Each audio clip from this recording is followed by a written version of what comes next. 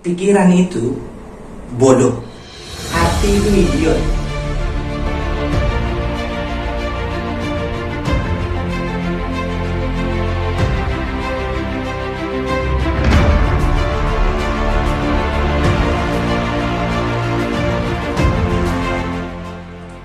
Abstrak, nggak berbentuk, nggak berwujud, nggak terlihat.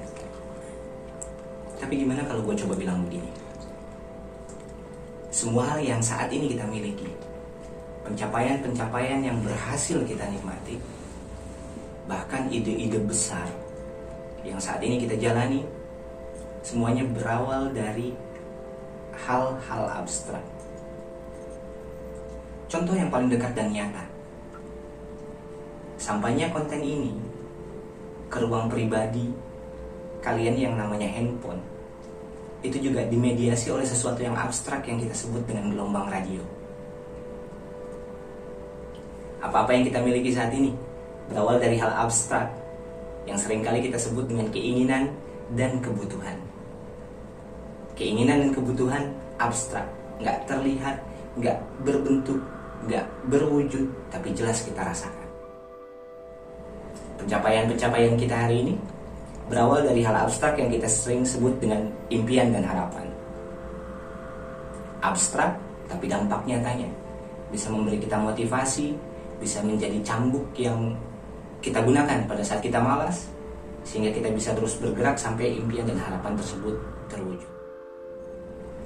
Bahkan tema besar kehidupan yang saat ini kita sebut dengan peradaban, itu juga berasal dari hal abstrak yang kita sebut dengan ide.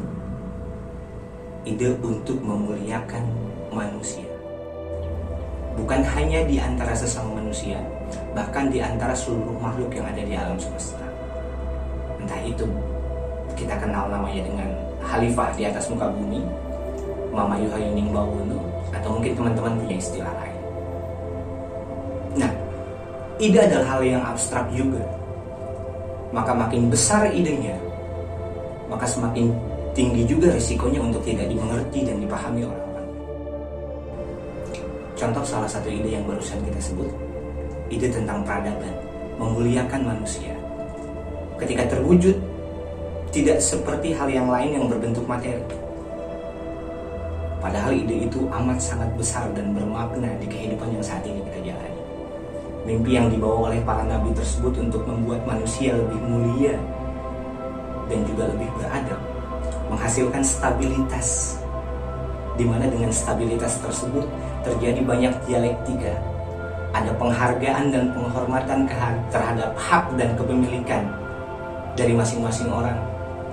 Kemudian terbentuk budaya yang beraneka ragam, makna yang mendalam dari budaya tersebut. Semuanya adalah hal-hal yang abstrak yang memungkinkan kita bisa menjalani kehidupan yang baik dan sejahtera seperti yang mungkin saat ini kita jalani untuk sebagian kita.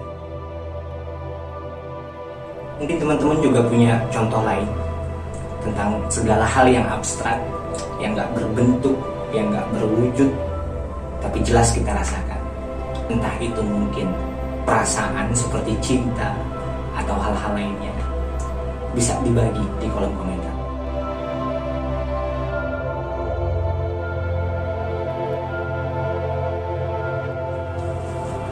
Kesadaran. Suatu hari ada teman yang bertanya sama gue begini, "Di, gimana sih caranya nyimbangin hati dan pikiran?" Gue jawab ke dia, pikiran itu bodoh. Pikiran itu bodoh. Dengan mudahnya dia bisa dimanipulasi. Faktanya, orang-orang yang kita anggap berpendidikan, orang-orang yang kita anggap pintar, dengan iming-iming keuntungan besar, dengan diolah dalam kosakata yang indah, dengan mudahnya mereka tertipu. Binary option contohnya. Nah, kalau pikiran itu bodoh, hati itu idiot. Contohnya gini, keponakan-keponakan kita, mungkin adik-adik kita yang remaja itu amat sangat jatuh cinta sama artis K-pop Korea.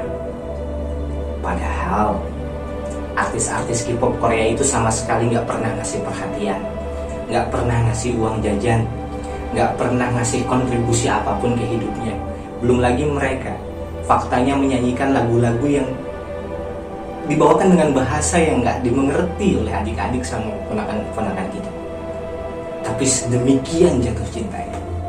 Kalau pikiran itu bodoh, hati itu ibu. Nah, untuk menyeimbangkan hati dan pikiran, itu ada sebuah alat, namanya kesadaran. Karena seperti halnya kita naik sepeda, hati dan pikiran juga itu nggak mungkin dikendalikan kecuali mereka benar-benar ada dalam genggaman kendali kita. Nah, kesadaran itu pandangan dari apa yang kita lihat. Kesadaran itu menyimak dari apa yang kita dengar. Contoh,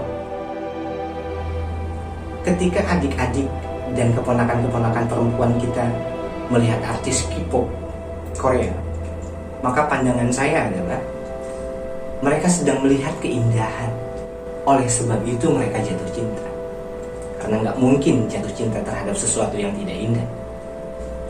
Tapi untuk jadi seluar biasa indah seperti itu, dalam pandangan saya, pasti terjadi pengkondisian yang luar biasa juga. Di karantina, iya. Dibatasi interaksi sosialnya, iya. Belum lagi harus senantiasa tampil sempurna untuk memenuhi imajinasi fans-fansnya, sudah pasti iya. Dan itu benar-benar kehidupan yang amat sangat tidak menyenangkan. Nah, kalau suatu hari saya ketemu dengan salah satu member BTS, akan langsung saya rangkul, saya pijiti pundaknya, kemudian Ca, masa kayak teman uripnya. Tapi gimana pun terima kasih ya, udah bikin masa pubertas adik-adik sama keponakan-keponakanku jadi lebih berwarna. Kesadaran adalah memproses hal-hal abstrak dari semua yang kita lihat, kita dengar, bahkan kita rasakan. Dan pada akhirnya kesadaran akan membuahkan keseimbangan.